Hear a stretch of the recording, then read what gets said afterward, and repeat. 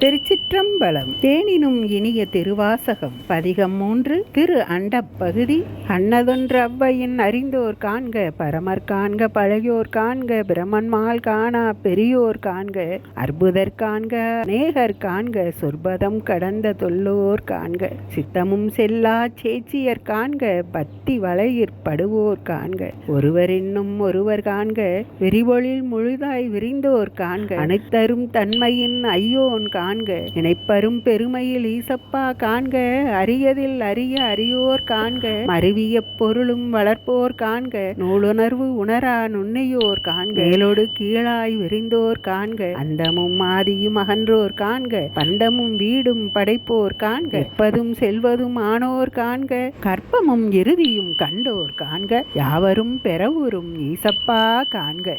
நமதினிய இறையருளால் திரு அண்டப் பகுதி தொடரும்.